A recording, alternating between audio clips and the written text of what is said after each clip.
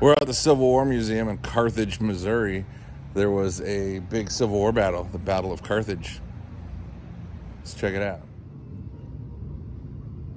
About 4 a.m. on July 5th, 1861, the Missouri State Guard broke camp and marched south with Governor Jackson at their head. Meanwhile, Colonel Sigel had marched his German-American troops north from Carthage.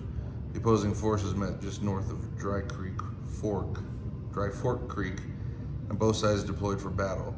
An artillery duel had lasted for about 1 hour when Sigel observed rebel cavalry moving south on both flanks. Fearful that he would be cut off from his supply wagons, Sigel withdrew across Dry Fork, leaving a rear guard to hold off the rebels. Shown here is the fierce fighting between the Union rear guard and the advancing rebels, which resulted in many of the day's casualties.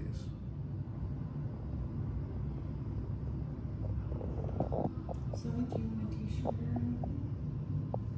Do you want to go to a store?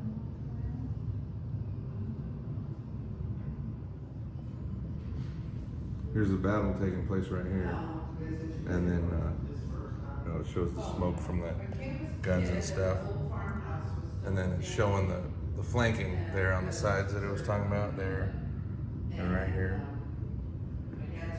The cat here was afraid he was going to be cut off by his supplies, so he backed her on up. To protect his supply wagons, Sigel ordered his men into a European-style infantry square, commonly used in Europe. This may be the only time that classic formation was used on American soil. The rebel cavalry succeeded in getting behind the Union forces just south of Back Branch, but a daring bayonet charge led by Lieutenant Colonel Francis Hussendubel so astounded the rebel horsemen and terrified their mounts that the Union force was able to break through and escape south towards Spring River. There's the battle, flanking rebels. The saber charge happened around here, and they were able to escape back yonder way. See the fellers over there and over here? The battle continued at the crossing of Spring River, where the Union forces abandoned 2 cannons, hiding them on an island to prevent their capture. The big guns have never been found. Ooh. Soon the battle swirled through the streets of Carthage and across the courthouse square, where the Yanks had to abandon at least one of their supply wagons. The portion of the battle is shown on the large mural at the front of the museum. So here's, the battle, flanking, backing up, charge. Spring Creek, this is where they left 2 cannons. They're still there. Maybe I should go look for them. What do you think, Zoe? And then here is the battle that took place at the town square. And I took a picture of that, but I'll show you again after this. The last major action of the day took place on the southeastern outskirts of town at James Spring, where the Union troops had camped the night before.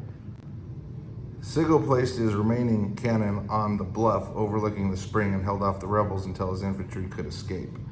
As darkness fell, contact was broken about 2.5 miles southeast of James Spring, and the Yanks retreated on southeast to Sarcoxie, leaving Governor Jackson and his men free to continue south to join the Confederacy.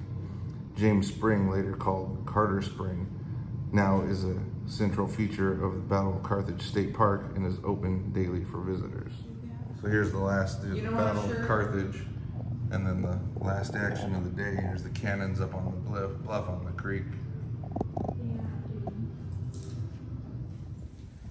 All right, y'all, these are the cliffs where the Union soldiers set up their cannons for one last skirmish, shooting down into this field behind me at the rebels.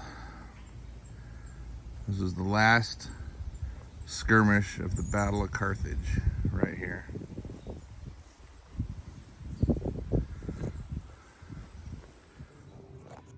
And here's the big mural of the Battle of Carthage.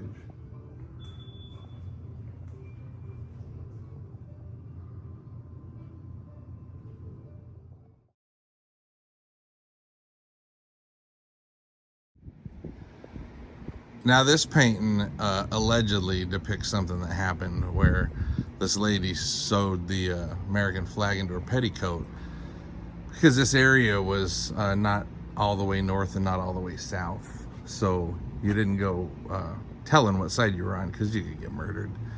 But as the American troops would come by, she'd flash them her American flag petticoat to, you know, raise morale and other things.